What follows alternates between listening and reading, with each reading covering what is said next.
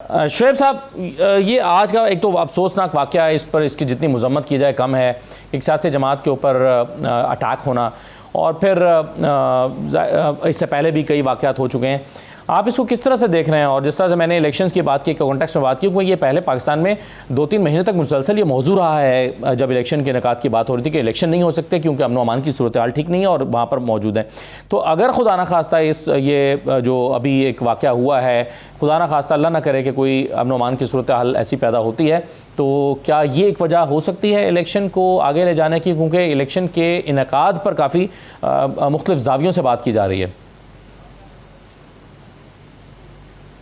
देखिए सर, पहली बात तो ये है कि ये यकम मार्च का फैसला आया था, उससे पहले जब तलब किया गया था सुप्रीम कोर्ट में, वजारत दफा और वजारत ख़जाना के लोगों ने आकर कहा था कि ना हम फंड्स जारी कर सकते हैं क्योंकि हमारे पास पैसे नहीं हैं, और हम इसलिए नहीं इलेक्शन करा रहे कि जनाब हमारी तो आर्मी जो है वो बिजी है और वो बॉर्डर्स पे मसरूफ़ है, दहशतगर्दी के मामलात हैं, बहुत सारी चीज़ें हैं, तो हमें 7-8 महीने चाहिए।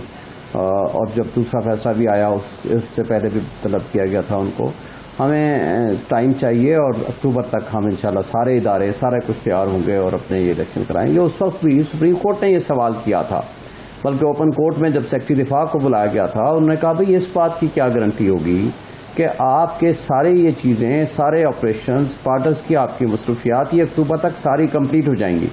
और हमने भी ये सवाल किया था कि आप 2 सूबों में इलेक्शन कराने के लिए तैयार नहीं है, आपके पास नफरी पूरी नहीं है, जिसके पंजाब ने भी आकर कहा था कि हम नहीं आपको नफरी दे सकते, पंजाब गवर्नमेंट ने, IG ने आकर इलेक्शन कमीशन को जो आकर कहा था।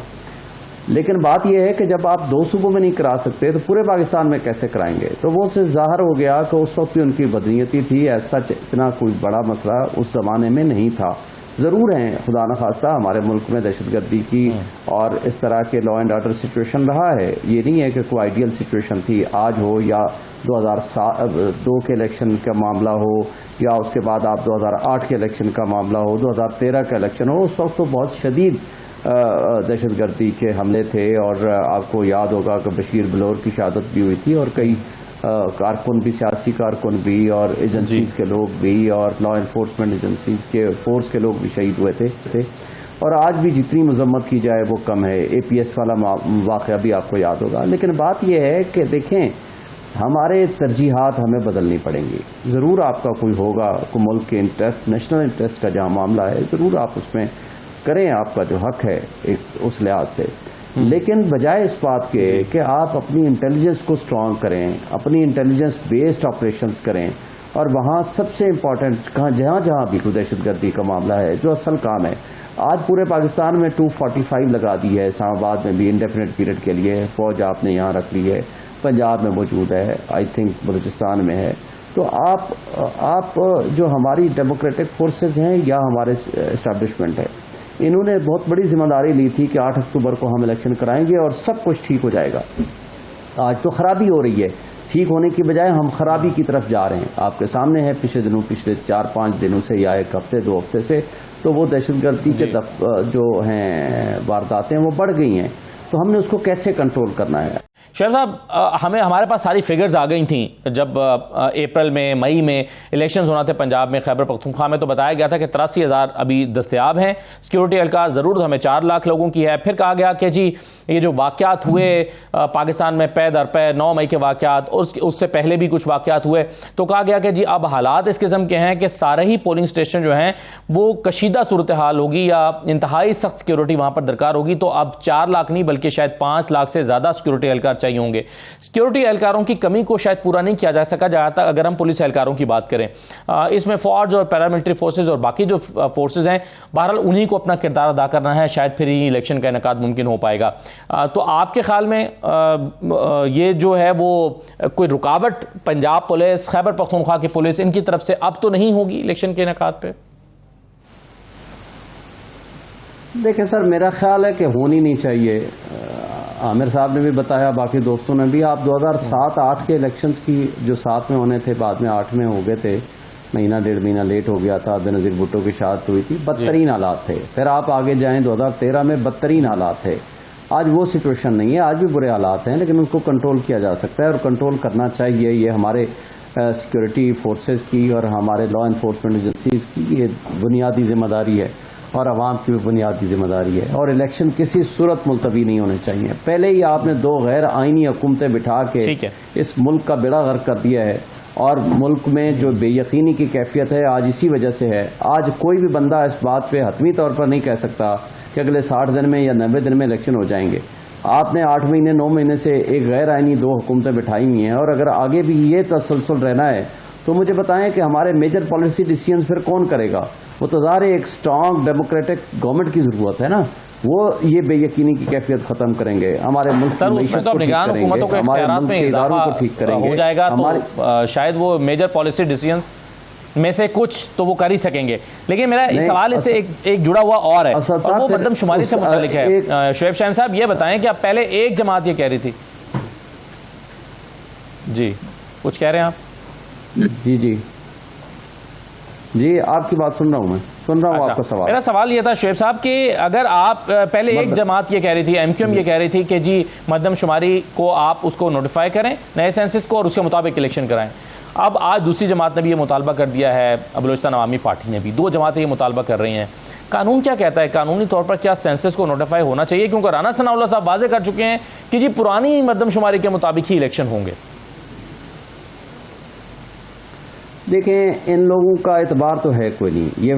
ये जो हमारे पीडीएम की सूरत में ये जो जमातें हैं या इनकी इत्तेहादी जमातें हैं, आज तक 8 महीने से ये मुस्तकिल गर्दान थी इनकी कि जनाब न्यू सेंसस हो चुका है, ये कैसे हो सकता है कि पंजाब और केपीके में तो हम करा दें पुरानी मरदमशुमारी पे, अब नए इलेक्शन जो नेशनल असम्बली में होंगे ये हम नई मरदमशुमारी पे कराएंगे, कैसे मुमकिन है?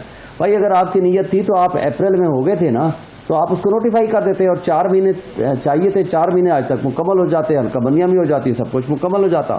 आज अगर मुतालबा है और आप इन 2 पार्टीज के मुतालबे को सामने रखेंगे कि कौन नहीं चाहता कि अगले इलेक्शन वाली पीडीएम की जमातें मुतालबे को आईनी तस्लीम करके उस पर अमल दरामद होगा या नहीं होगा, सवाल यह नजर।